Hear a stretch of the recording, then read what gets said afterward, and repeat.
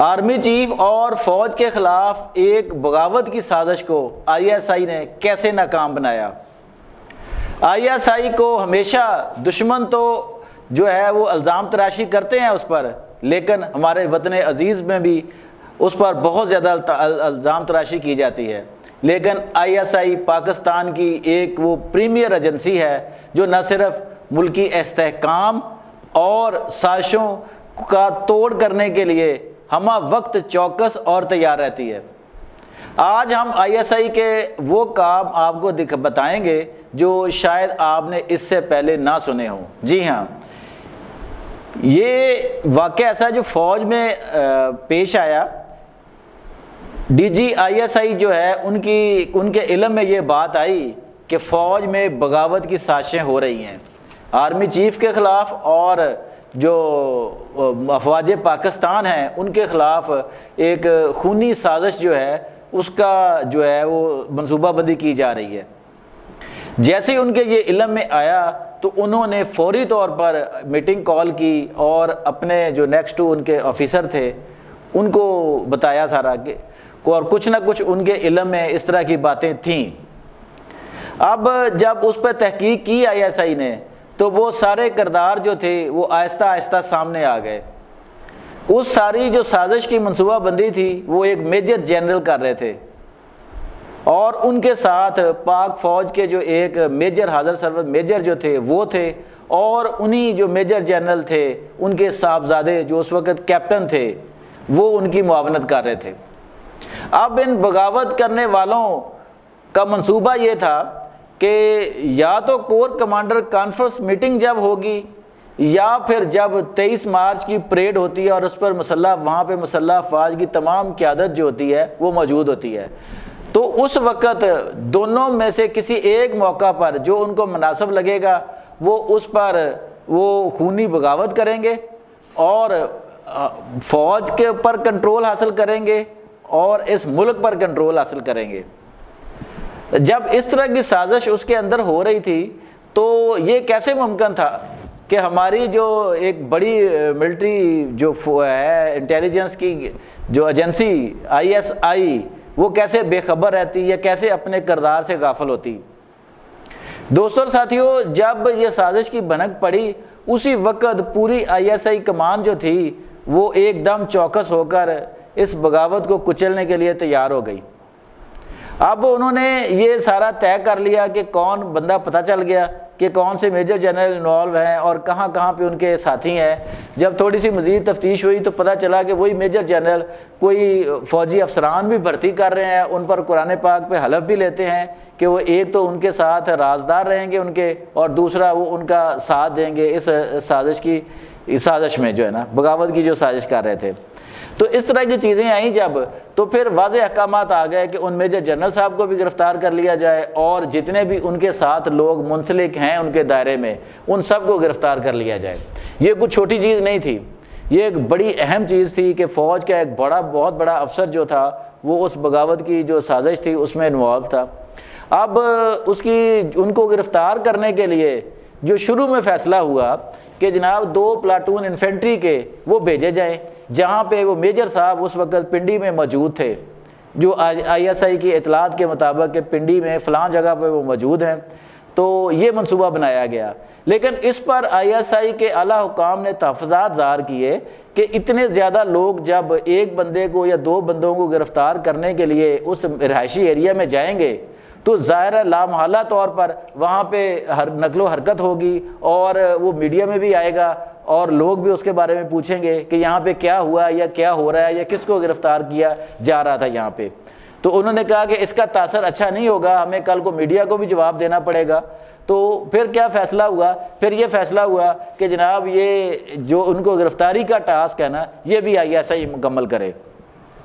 اب جب یہ آئی ایس آئی کے ذمہ ٹاسک ڈال دیا گیا تو پھر ایک بہادر اور زیرک افسر جو بریگیڈیئر کے رینک پر اس پر وقت کام کر رہے تھے آئی ایس آئی میں، انہوں نے اپنے چند ساتھیوں کے ساتھ بڑی ہوشیاری سے، بڑی دانش مندی سے اور اپنی وہ جو صلاحیت ہوتی ہے ان کی اسپیشل ٹریننگ کی اس کو بروئے کار لاتے ہوئے وہ جو خطرناک سمجھے جانے والا سب سے بندہ تھا جس نے مین امپلیمنٹ کرنا تھا قتل و غارت پہ، جو ہے میجر ریاض جو تھا، اس کو گرفتار کر لیا۔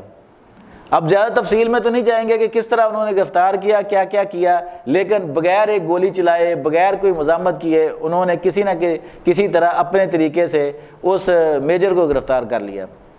اب دوسرا بڑا مرحلہ جو تھا، جب یہ بات پتہ چلی اعلیٰ حکام کو کہ جناب میجر جو ریاض ہے ان کو گرفتار کر لیا گیا، جس کے متعلق کہا گیا کہ وہ بہت خطرناک جو ہے نا وہ آدمی ہے۔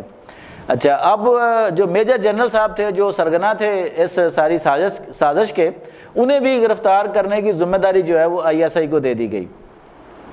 اب جب یہ ٹاسک ان کے سامنے آیا تو فوری طور پر بریگیڈیئر صاحب جو اس وقت سارے اس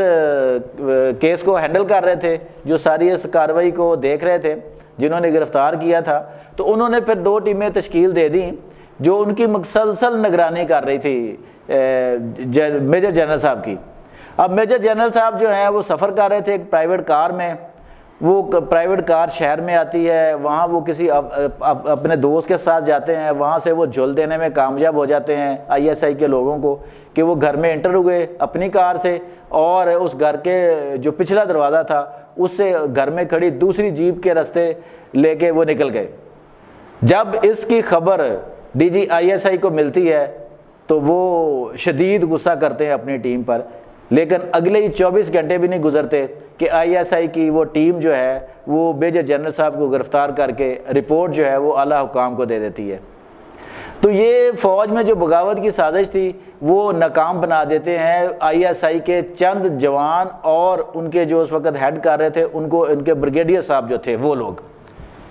اور اسی طرح ان کے جو میجر جنرل صاحب کے صاحبزادے تھے جو اس وقت مری میں ڈپیوٹ تھے، جو کیپٹن نوید، ان کو بھی فوری طور پر گرفتار کر لیا گیا، یا ان کے ساتھ جو لوگ انوالو تھے وہ پرائیویٹ سطح پر تھے یا فوج کے اندر جتنے بھی لوگ تھے ان سب کو گرفتار کر کے ان کو جو ہے وہ ان کو سزائیں دی گئی قانون کے مطابق جو ہے نا۔ تو دوستوں اور ساتھیوں، یہ ISI پر جو الزامات لگتے ہیں دن دہاڑے کہ ہمارا ہمسایہ ملک بھارت جو ہے وہ وہاں پہ کچھ بھی ہو جائے، کوئی بھی مسئلہ کھڑا ہو جائے، کوئی بھی ان کی اپنی کسی وجہ سے ہو جائے، تو اس کا الزام سب سے پہلے ISI پر لگاتا ہے، کیونکہ انہیں پتہ ہے کہ ہمارے ملک میں نہ صرف انٹیلیجنس بلکہ ہماری سرحدوں کی حفاظت اور ہماری نظریاتی سرحدوں کی محافظت جو ISI ہے اس میں اتنی صلاحیت ہے کہ وہ دشمن کے کسی بھی حملے کا منہ توڑ جواب دے سکتی ہے۔ اب ہم آپ کو لے کے چلتے ہیں کہ آپ کے ذہن میں یہ ضرور سوال ہوگا کہ وہ میجر جنرل صاحب کون تھے جنہوں نے یہ سارا کام کیا۔ جی ہاں، وہ پاک فوج کے میجر جنرل تجمل حسین تھے۔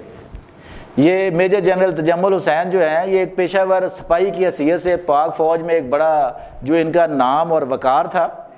اور یہ پیشہ ور سپاہی تھے، لیکن ان کے اندر ایک چیز خبت عظمت جو تھی وہ آ گئی ہوئی تھی کہ شاید میں ہی وہ واحد جرنیل ہوں، یا شاید ہی میں ہی وہ واحد انسان ہوں جو ملک میں انقلاب برپا کر سکتا ہے، جو ملک کی تقدیر بدل سکتا ہے۔ جب یہ خناس، جب یہ وہم انسان کے دماغ میں بس جاتا ہے تو پھر دوسرے جتنے بھی لوگ ہوتے ہیں وہ خواہ کتنے بھی محب وطن ہوں، کتنے بھی ذہین ہوں، وہ اس کی نظر میں کیڑے مکوڑے بن جاتے ہیں۔ تو میجر جنرل صاحب کا یہ المیہ بن گیا کہ ان کے ذہن میں یہ چیز بھر گئی۔ یہ میجر جنرل صاحب 1965 کی جنگ میں، 1971 کی جنگ میں بڑا ہی فعال کردار ادا کر چکے ہیں، اور ایک بہادر اور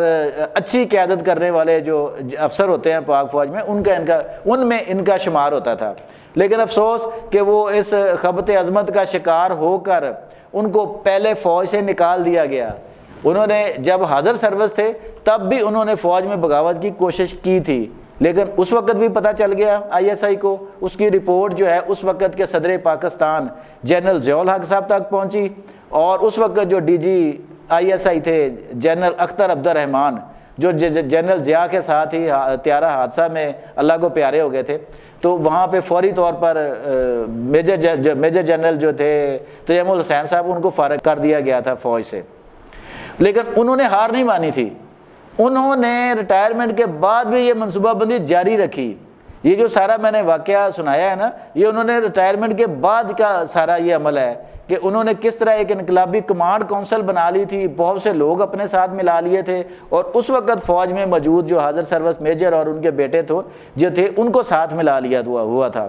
کہ کس طرح ہم نے پریڈ گراؤنڈ میں پریڈ ڈے کے موقع پر جنرل ضیاء الحق کو مارنا ہے، یا ہم نے کور کمانڈر کانفرنس کے موقع پر اس طرح کا حملہ کرنا ہے کہ فوج کی اعلیٰ قیادت کو مار کر ہم بغاوت کر دیں اور پھر فوج اور ملک پر قبضہ کر لیں۔ لیکن ISI نے اس سازش کو ناکام بنایا، ایک گولی چلائے بغیر اور کوئی بڑی جو ہے ہلچل جو ہوتی ہے مچائے بغیر۔ اچھا، اب باتیں ہیں اس کی طرف کہ جناب وہ جو اس